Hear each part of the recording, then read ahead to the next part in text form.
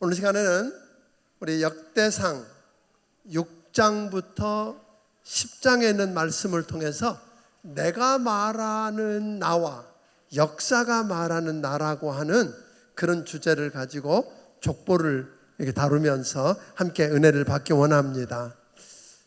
지난 주간에 여러분 1장부터 5장까지 마치셨죠? 여러분은 대단한 분들인 겁니다. 1장부터 5장까지 제대로 했다는 말은, 왜냐하면 사실은 이 처음 9장은 족보로만 구성되어 있는데 보니까 뭐예요? 낯설고 잘 모르는 이름들이 계속 나열되는 그런 족보를 계속 읽어나가는 게 쉬웠어요? 어려웠어요? 어려웠어요. 맞아요. 잠이 잘 안 오는 분들에게는 분명히 무슨 역할이에요? 수면제 역할을 충분히 할 수 있습니다. 그래서 어떤 주석가는 그렇게 이야기했어요. 처음 9장에 나오는 족보를 가리켜서 역대기 문을 지키는 사자, 그렇게 이야기한 거예요. 이 무시무시한 사자가 지키고 있는 문을 통과해야만 신학적인 보물이 가득한 역대기 세계로 들어갈 수 있다. 그러니까 여러분들은 이번 주까지 이 무시무시한 사자가 지키고 있는 그 역대기 문을 멋지게 통과하기를 주의 이름으로 축원합니다. 잘 통과하면 좋겠어요. 솔직히 목사인 저도 읽는데 재미 하나도 없는 거예요. 이게 왜 여기 왜 있어? 정말 저는 그래서 여기다 왜 이걸 왜 써놔?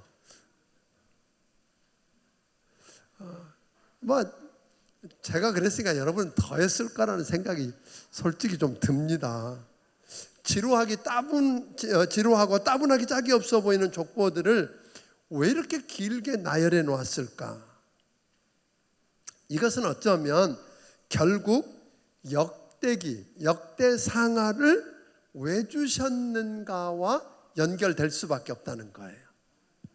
그러니까 바벨론 포로에서 돌아온 저들이 무너져 버리고 희망이 전혀 없어 보이는 저들에게 과연 우리는 누군가 하는 거예요. 우리는 누구인가? 이런 상황 속에서 아브라함과 야곱을 이어 다윗에게 주셨던 그 백성을 향한 하나님의 언약은 여전히 유효한가? 또 옛날 다윗과 솔로몬의 영광을 다시 꿈꿀 수 있는 희망은 우리에게 있는가? 이런 대답을 찾을 수 있게 될 거라는 겁니다. 그러므로 이 무시무시한 사자가 지키고 있는 문인 이 남은 족보들 이야기를 잘 통과하는 여러분이 되기를 주의 이름으로 축원합니다. 이걸 통과해야 뭐예요?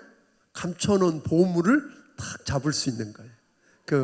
그래서 사실은 이 역대기 그 족보들 속에도요, 하나님이 이렇게 간간히 이렇게 숨겨놓은 보물들이 있어요. 그냥 이렇게 지나치면 아무것도 아닌 것 같은데 살짝 이렇게 떠들어 보면 그 속에 뭐가 있어요? 보물이 분명히 있습니다. 그래서 그 보물을 기대하면서 이번 6장부터 10장을 여러분들이 잘 감당할 수 있게 되기를 바랍니다. 또 하나는 이 족보를 보면서 내가 말하고 싶은 나와 훗날 역사가 말해줄 내 모습이 어떨까? 한번 고민해 볼 필요가 있지 않을까요?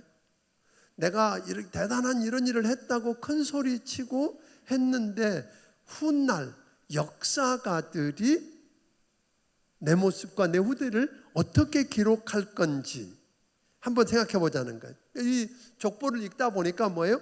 어떤 건 삭제되고 생략되고 어떤 건 그냥 요약되어 버리고 어떤 건 아예 통째로 뭐예요? 빠져버리고 이런 것들이거든요. 그러니까 만약에 여러분과 내가 산 삶이 후대 역사에 의해서 기록될 때 어떻게 기록되겠냐는 거예요. 꼭 왕 아니어도 상관없었어요? 그러니까 오늘 이런 부분들을 한번 생각하면서 저는 할 수만 있으면 여러분의 삶이 후대에 의해서 멋지게. 그러니까 어떤 족보는요, 지금 이 시점에서부터 거슬러 올라가서 맨 꼭대기까지 끊어지지 않고 이어진 족보가 있고요. 어떤 데는 듬성듬성해 있고요. 어떤 데는 아예 한 줄로 요약해버린 족보도 있어요. 그 지파 전체를 이야기하는데 딱 한 절로, 그것도 긴 절도 아니고 한 구절로 딱 요약해서 그냥 끝내버렸어요. 어떤 지파는요, 아예 예를 들면 단이나 시몬 같은 지파는 싹 빠졌어요. 나중에 시몬은 일부가 나옵니다만 이런 모습들을 우리가 들여다볼 수 있다는 거죠. 자, 그런 걸 생각하면서 6장을 들여다보면 6장에는 아주 긴 장이에요. 83절까지 이어지는 긴 장인데 레위 지파의 족보와 그들이 차지했던 정착지에 대해서 언급하는 걸 보게 됩니다. 그러니까 이 6장에는 레위의 세 아들이 있었다, 그렇게 시작해요.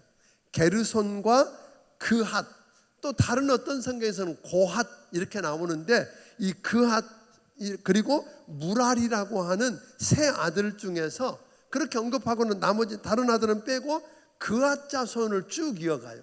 그러니까 그핫 자손 중에서 특별히 뭐예요? 아론의 후손. 그 말은 뭐예요? 아론의 후손이 대제사장의 족보라고 이야기할 수 있는 거죠.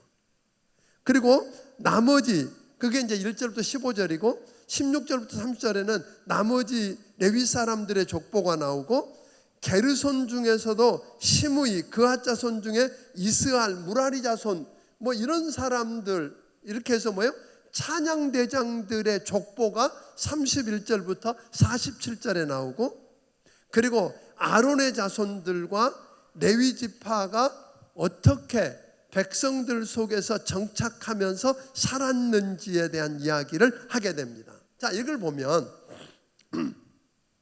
여기서 보면 다윗 왕에 속해 있는 유다 지파에 의해서 두 번째로 많은 지면을 할애해서 족보를 소개하고 있는 그 지파가 어디라고요? 레위라는 거예요.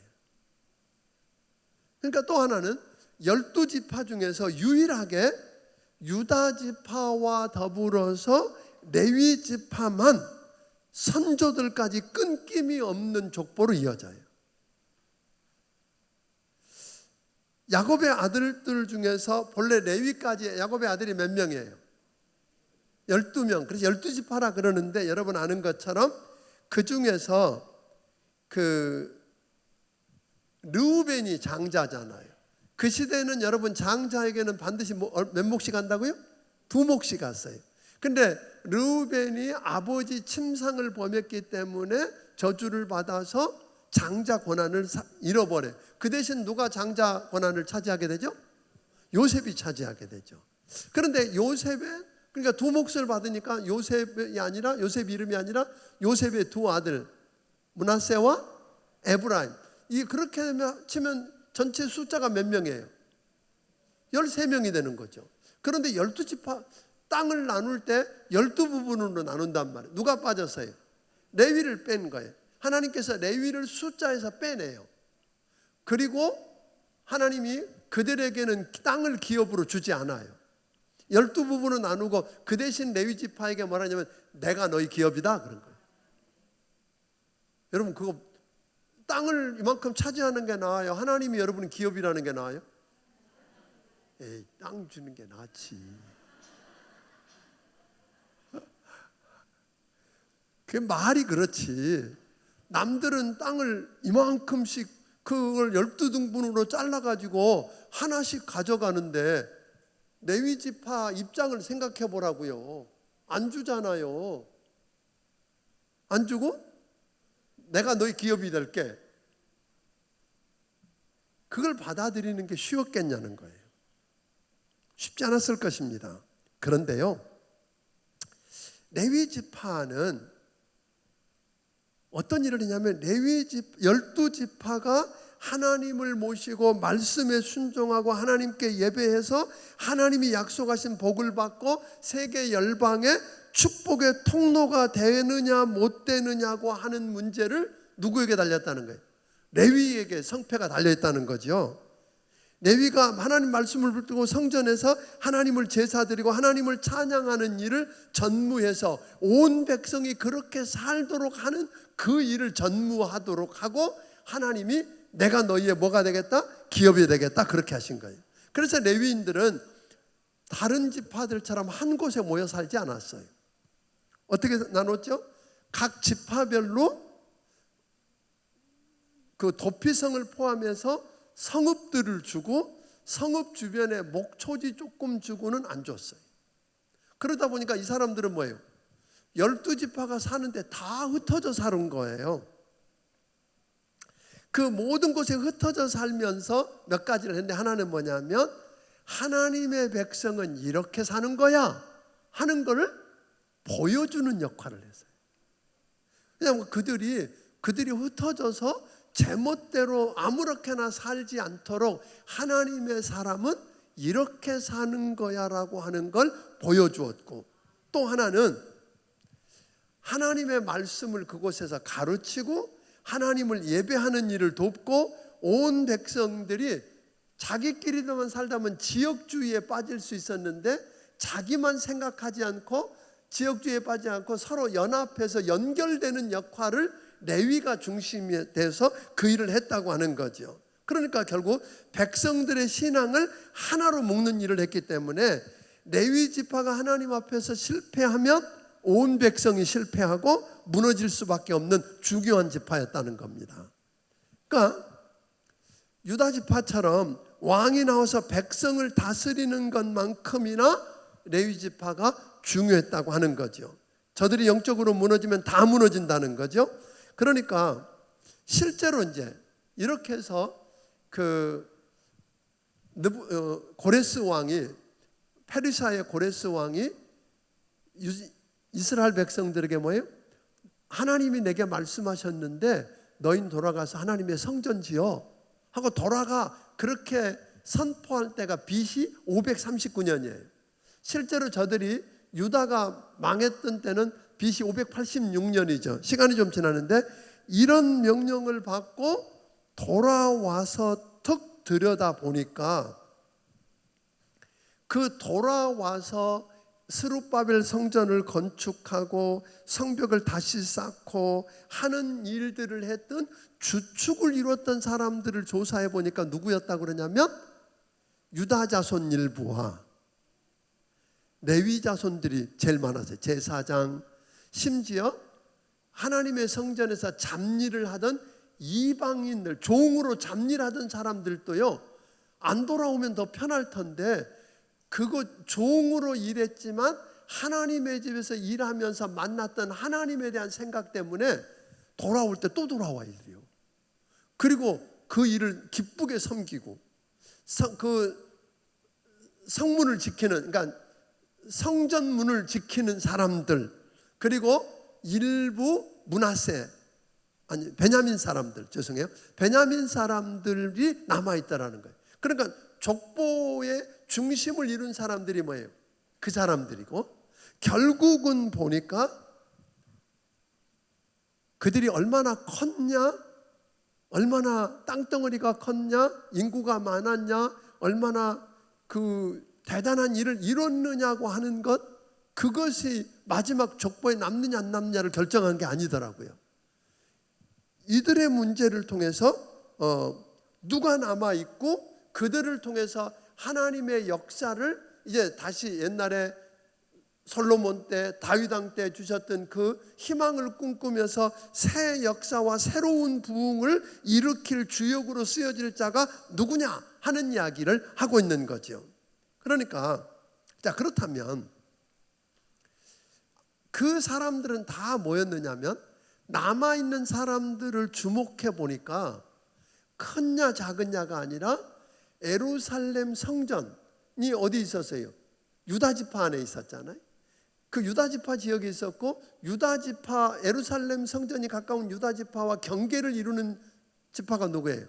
베냐민이었고, 그 다음에 그 성전에서 섬기던 사람들, 말씀을 붙들고 가르치는 사람 누구예요? 레위예요. 그러니까 결국은 그렇게 하나님을 예배하고 말씀을 붙들고 씨름하고 살던 사람들이 남았다라는 거예요. 역사를 또 이어가더라는 거예요. 그러니까 결국은 이것은 옛날에 있었던 역사만의 이야기일까? 저는 그렇게 믿지 않습니다. 저는 오늘도 결국은 여러분의 역사를 후대도 쓰고 이어갈 수 있는 사람은 지금 얼마나 크고 얼마나 많이 가졌고 배웠고 어떤 사람이냐가 아니라 얼마나 하나님의 전을 사모하고 말씀을, 그것 때문에 사실은 베냐민 지파는 여러분 아는 것처럼 사울왕의 지파였잖아요. 그러니까 열 지파가 북쪽으로 나누어질 때 제일 앞장서서 나갈 사람이 누구여야 돼요? 베냐민이어야 돼요. 그런데 그들은 과거에 경험했던 아픔, 우상을 동성연애를 하고 우상을 숭배하고 성적으로 문란해서 집단 레위 사람의 철을 집단 윤관해서 600명밖에 안 남았던 그 사건을 기억하면서 우리가 감정을 따라서 독립해서 나가는 것보다 하나님의 전이 있는, 하나님의 말씀이 있는 여기 지키는 게 사는 방법이다 이러고 거기 남아서 유다와 함께 남유다를 지켰던 사람들이에요. 그러니까 그런 걸 보면 결국은 여러분과 내가 하나님의 전을 가까이 하고, 그래서 그 말은 뭐예요? 예배를 귀하게 여기고 예배드리는 일, 그다음에 말씀을 붙들고 말씀대로 살아보려고 몸부림치는 그런 사람들이 결국은 훗날 새 역사를 이뤄가는 새 부흥의 주역으로 쓰여지는, 그래서 역사에 남는 사람들이 되더라 하는 거죠. 오늘 오후 2시에 나와서 이렇게 솔직히 쉽지 않은 시간이잖아요. 식곤증 있는 시간이라며. 제가 피곤한 걸 보면 여러분도 피곤하죠. 그래서 저는 그래도 좋을 수 없잖아요. 말하느라고. 감사해요. 그런데요, 2시 이 시간에 온 분들은요, 조는 사람도 별로 없어요. 오히려 언제 조냐면 안 졸 시간인데 오전에 와서 조는 사람들이 있어. 근데 사실은 내가 재우지 않은 사람도 자. 내가 재우기 전에 먼저 잔 사람도 있어. 그건 제가 책임질 수 없더라고요. 그러니까 이런 역사들을 통해서 오늘 우리가 어떻게 살아야 할지를 못 배우면 의미 없는 거죠. 그러니까 본래 레위를 좀 한번 레위 지파를 그렇게 남을 수 있었던 그런 그들을 한번 들여다보면, 레위 지파는 시므온 지파와 함께, 시므온과 함께 뭐 했던 사람이에요? 동생 누이 디나가 세겜 족장한테 강간을 당한 것 때문에 뭐예요? 거짓말을 하고 복수해서 어려움. 그러니까 사실은 거짓말했죠, 살인했지요, 도둑, 그 물건들을 다 빼앗아 도둑질, 이걸로 인해서 온 가족이 그 망할 수 있는 위기를 경험했을 때 야곱으로부터 책망을 받았던 사람이에요. 시므온은 여러분 아는 것처럼 그래서 얼마 되지도 않고 유다부터에 빌붙어 있다가 그냥 사라지잖아요. 이런 것과 달리 레위가 무너지지 않고 민족 전체의 축복을 받느냐 아니냐를 가늠자 역할을 했던 레위가 됐던 비밀이 뭘까? 그런 거예요. 그것은 그 레위 지파가 보통 두각을 드러내지 않았어요. 그 사건 이후로. 그런데 레위 지파가, 여러분 모세가 시내산에서 출애굽해서 시내산에 올라가서 지금 하나님 말씀을 받기 위해서 머무는 동안에 땅에서는 무슨 일이 일어났어요? 모세 죽었나 봐. 그런 거예요. 안 돌아온다. 그러면서 저들이 금송아지 만들어 놓고 그게 자기들을 애굽에서 인도해낸 하나님이라고 우상을 숭배하고 술 취하고 방탕하게 갈 때 모세가 내려다가 뭐예요? 그 돌비를 던져서 깨트리고 그들을 멸하게 됐을 때 모세가 명하잖아요. 누가 저 주도하고 있는 사람들을 죽여서 하나님의 분노를 막을 거냐는 거예요. 그때 누가 나섰어요? 다 나서는데 레위 지파가 나서는 거예요. 거기 그들은 형제고 그들은 가족이고 친구고, 그렇지만 그런 감정이 아니라 하나님의 말씀을 집행하고 오늘 그런 입장에서 그 일을 감당하게 되죠. 그것 때문에 레위는 이제 제사장 민족으로 쓰여지는 그런 일들을 하게 됩니다. 뿐만 아니라 이스라엘 백성들이 이제 시간이 지나서 모세 마지막 때 모압 평지에서 지금 뭐예요? 가나안 땅을 바라보고 있을 때에 무슨 일이 일어났어요? 저들이 모압 여인들과 간음하고 그들 여인들에 꼬여서 우상을 숭배한 것 때문에 하나님이 그 땅에 뭘 보냈어요? 연병을 보내서 수만 명이 죽어갈 때 비느하스라고 하는 사람이 그 족장 중에 족장이 모압 여인을 그 장막까지 끌어들여서 성적인 관계를 가지려고 하는 걸 뭐예요? 창으로 찔러서 하나님의 분노를 그치게 하고 연병이 그치게 하는 일을 통해서 너의 후손에서 뭐가? 제사장의 직이 끊어지지 않을 거라고 하는 축복의 약속을 듣게 됩니다. 그러니까 결국은 뭐냐면 이런 거죠. 내가 옛날에 어떤 모습이었느냐도 중요하지만 옛날에 부모 때문에 그 저주를 경험할 수밖에 없고 심판을 경험할 수밖에 없다고 하더라도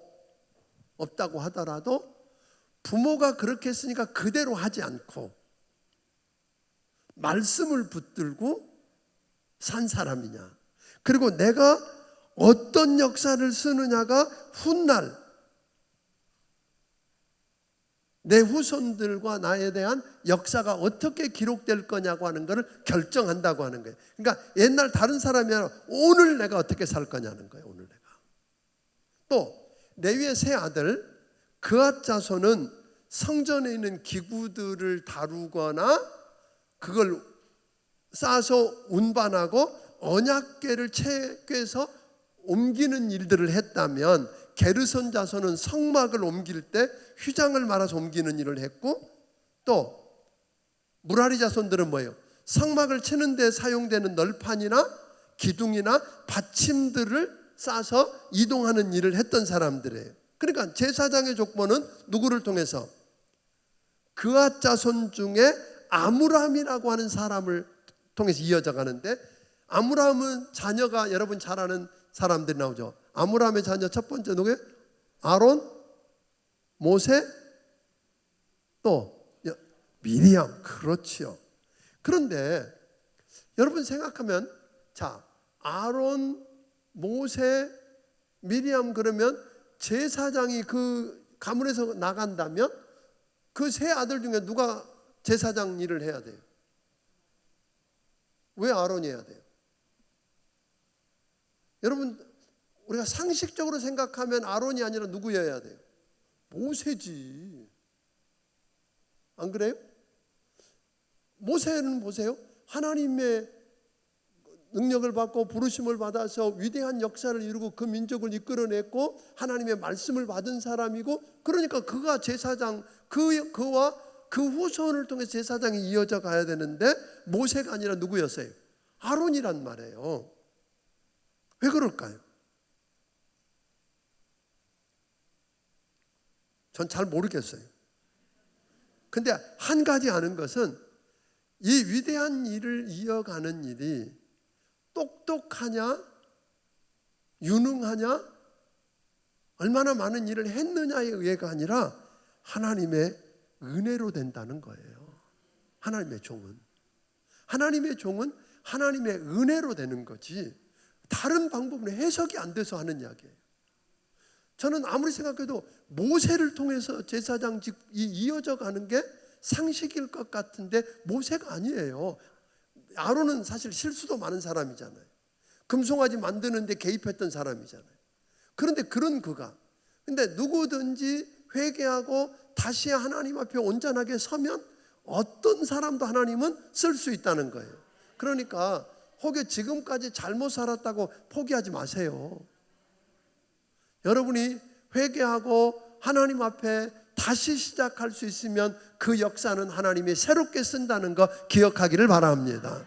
이게 중요하다고 하는 거죠. 또 하나, 아론의 두 아들이 이제 제사장이 되잖아요. 대제사장이 아론 후손을 통해서 이어지는데 아론의 자녀 중에 두 아들, 큰 아들과 두 아들이 오늘 여러분 아는 것처럼 나답과 아비후라고 그랬죠. 성전에 분향하다가 뭐 했어요? 그 자리에서 죽임을 당하잖아요. 왜냐하면 성전 분향할 때 쓰여지는 불은 반드시 어디서? 번제단에서 온 불이어야 돼요. 그런데 다른 불을 썼다는 거잖아요. 그러니까 결국은 뭐죠? 내가 누구냐와 관계없이 하나님의 일은 내 기분대로 내 방법대로 되는 게 아니라 하나님의 말씀대로 이루어져야 돼요.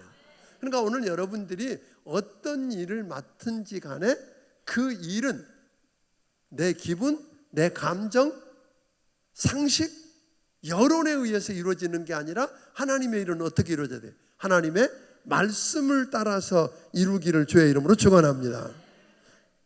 그러니까 이 대제사장은 아론으로 시작해서 다윗 시대 아히마아스까지 12대, 솔로몬 때 첫 번째 제사장인 아사랴로부터 시작해서 성전이 불타고 무너지는 때에 여호사닥 제사장, 다시 말하면 바벨론 포로로 잡혀갈 때 함께 잡혀갔던 여호사닥까지 11대, 이렇게 쭉 기록되고, 결국 이걸 보면서 뭐냐면 영적으로 쇠락해서 우상을 숭배하고 하나님에게서 멀어지면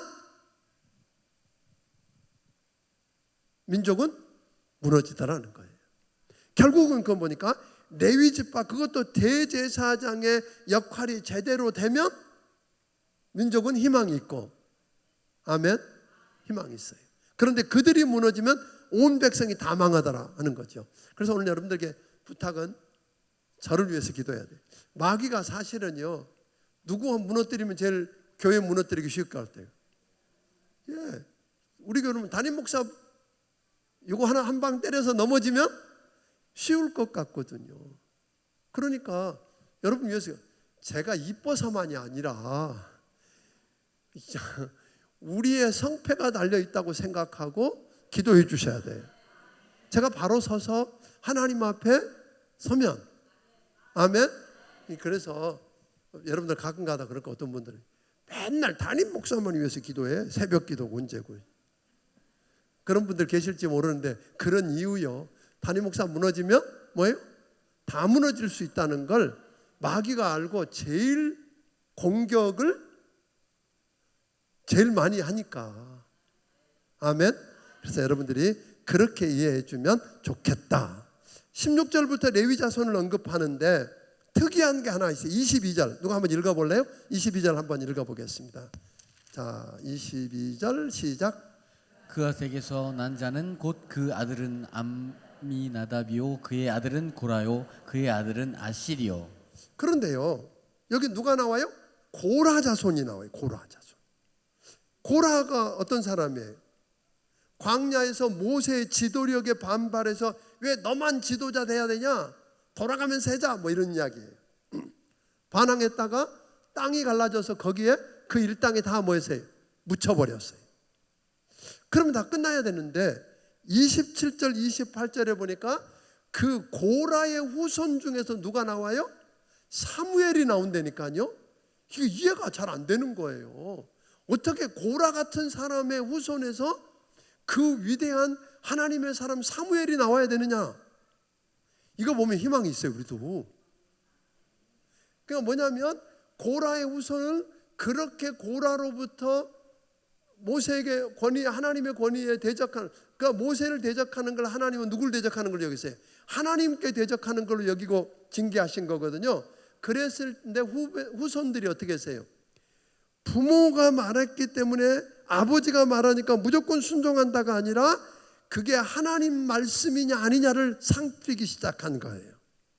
그래서 하나님 말씀이 아니면 순종하지 않고 하나님 말씀을 물고 순종하더니 그 자격 없어 보이는 고라의 후손에서 이스라엘 민족의 미래를 결정하는, 역사를 새롭게 결정하는, 역사를 바꾼 누가 나와요? 사무엘이 나올 수 있다라 하는 거예요. 그러니까 여러분, 다시 이야기하지만 양면을 계속 성경을 이야기하고 있는 거예요. 특별히 역대기가 그런 부분을 많이 강조하는데, 실패했다? 그렇지만 그 끝 아니다? 그런 이야기를 계속하는 거예요. 처음에 유다도 그랬었잖아요. 유다도 시작은 엉망이었어요. 그런데 그 사람이 변화되고 회개하고 나니까 그 후손을 통해서 왕이 끊어지지 않는 유다의 주축, 결국은 이스라엘 마지막에 희망을 새롭게 쓰는 주축이 유다고 또 레위고 베냐민이다라는 거예요. 이런 역사들을 우리가 보게 되는 겁니다. 그러니까 여러분 베냐민 자손도 알잖아요. 그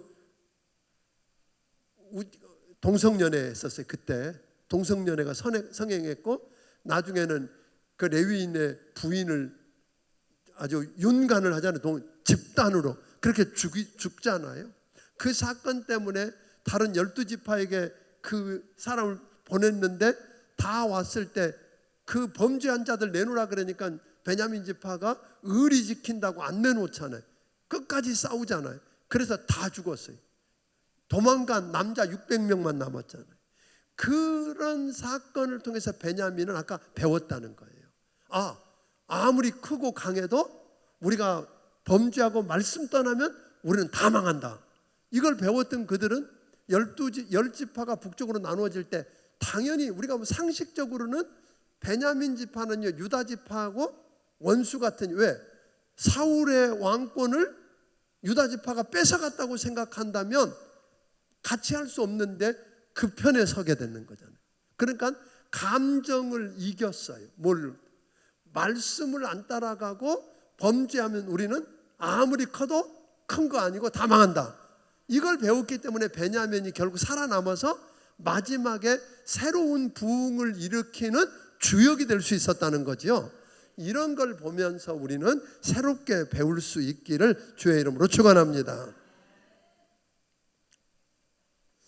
그런데 이제 그 다음에 이 레위 지파 문제를 보면 그 다윗 때에 성전이 이제 중앙 성소로 딱 정해지기 이전까지는 계속 옮겨 다녔단 말이에요. 그러니까 옮겨 다닐 때는 아까 12 그 레위 지파 중에 세 아들이 분날했잖아요. 그런 짐을 싸서 옮기는, 본래 성막이라는 게 한 자리 있는 게 아니라 옮겨 다니는 거니까 그런 일을 해야 되는데 이제 성막이 다윗 때 중앙 성소가 한 자리에 있다가 나중에 솔로몬 때는 아예 성전이 지어지니까 그 일이 필요해요, 안 해요? 필요가 없어. 그러면 할 일이 없어졌어 이제. 아니 무슨 언약궤를 옮길 일도 없고 성막을 옮길 일도 없고 그걸 세우는 기둥도 옮길 일이 없어. 그러면 우리 할 일 없으니까 빈둥거리면 될 거 아니에요. 그런데 그들은 그러지 않았다는 거예요. 그걸 하는 대신 그게 일이 없어지니까 찬양대를 조직하기 시작해요. 그래서 레위인들의 그 찬양대, 나중에는 여호사밧 때는요 그 찬양대가 앞서갔더니, 군대보다 앞서갔더니 뭐예요? 하나님이 그 찬양대를 앞서가는 그 찬양을 들으시고 모압과 암몬과 세일산 족속들이 와서 공격할 때 그들을 한 방에 무너뜨리잖아요. 아멘. 이런 역사들은 우리가 보게 되죠. 그래서 찬양대를 세워서 하나님을 찬양하고 예배를, 하나님께 드려지는 제물을 관리하고 성전 문지기 역할을 하고 백성 중에 흩어져서 말씀을 가르치고 상담하는 역할로 바뀌게 돼요. 그러니까 오늘 여러분과 내가 지금 하던 일이 이건데 가끔 가다가 이제 우리 그 일 그만하고 이제 그 일은 지금은 더 이상 의미가 없을까 하니까 이 일 하자 그러면 어떤 사람은요 그거 없어지면 큰일 나는 줄 알아. 그래서 절대로 못 바꾸게. 그럴 필요 없다는 거예요. 이런 레위인들도 보니까 그 소중한 일, 그렇지만 그 이상 더 이상 그 일이 자기들로서 감당해야 될 의미가 없어졌을 때는 언제든지 뭐 할 수 있었어요. 다른 방법으로 하나님을 섬기는 일을 감당했단 말이에요. 그렇기 때문에 레위인들이 마지막까지 그렇게 귀하게 쓰여질 수 있다는 걸 보면 우리가 배울 수 있는 것들이 있을 거라고 믿습니다. 아멘. 그러니까 다시 말하면 이스라엘이 하나님으로부터 복을 받고 제대로 살면서 세상의 축복의 근원이 될 수 있느냐 실패하느냐 관건이 누구에게 달렸어요? 레위인이 바로 서느냐 못 서느냐에 달려 있었다는 거예요. 자, 그러고 보면 영적인 의미에서 우리는 레위인들입니다. 아멘. 레위인들이죠. 믿는 여러분과 내가.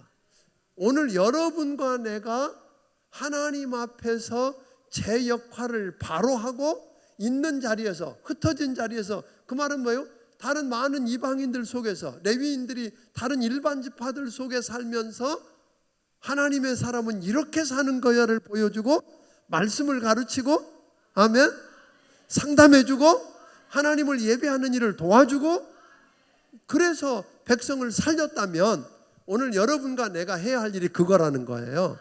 여러분과 나는 뭐예요? 영적 레위인들입니다. 아멘.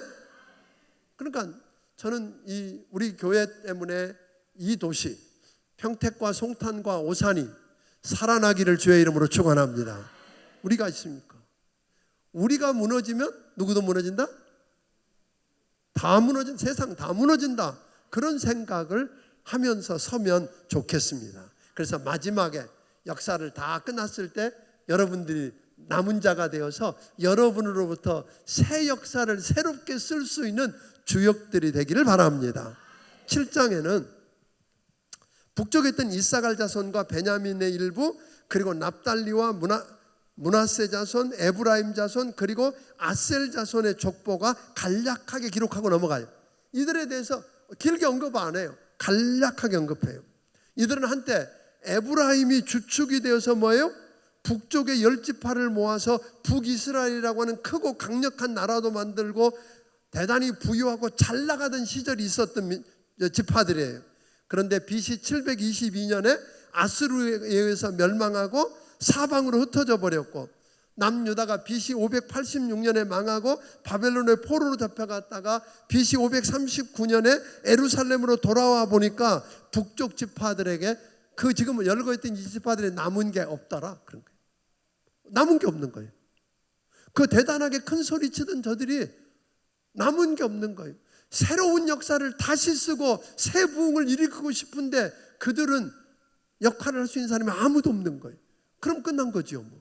옛날에 지나갔던 그 영광을 노래하면 무슨 의미가 있어요? 그러니까 다시 이야기하지만 그들이 과거에 얼마나 컸냐, 힘이 있었느냐, 그런 거 의미 없다 이 말이에요.